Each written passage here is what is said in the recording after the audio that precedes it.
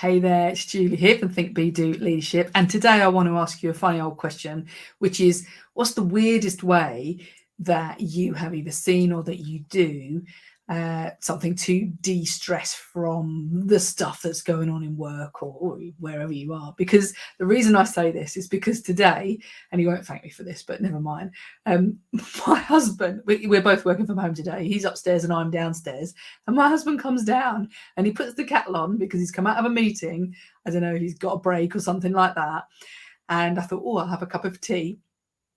And I go out into the kitchen and I can't see him anywhere. And then all I can hear is the lawnmower starting up.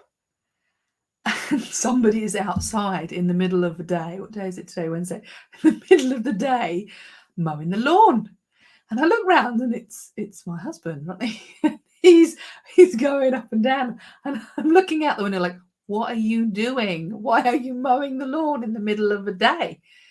And he stops the lawnmower and he says, I just need to decompress.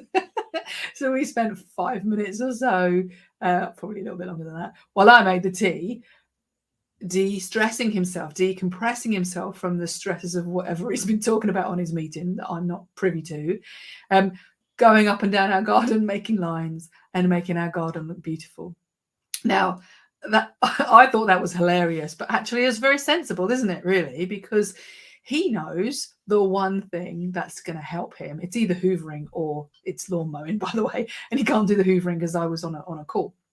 So he knows the one thing that is going to help him to decompress from the stresses is something that doesn't need his brain, something, I suppose, quite meditative, and something that he can see as a product of it. It doesn't take long. He could do half a garden if he wants to. He's only got 5 minutes.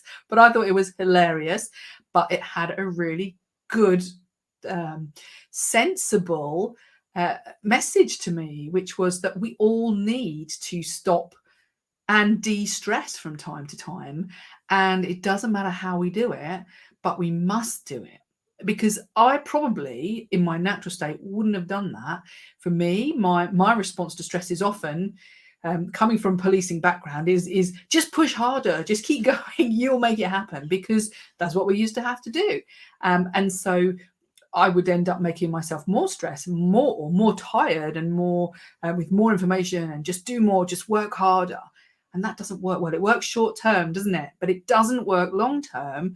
And then we end up with burnout, or we end up with super stress. We end up being horrible to our families, or our boss thinks we're a bit strange because we're not behaving properly, or well, or we're doing things that are not in character, because the stress is just building and building and building and building.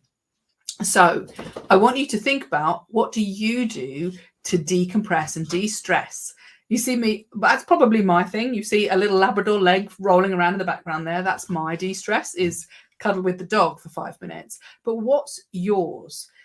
And I want you to think about, how do I work it into my day?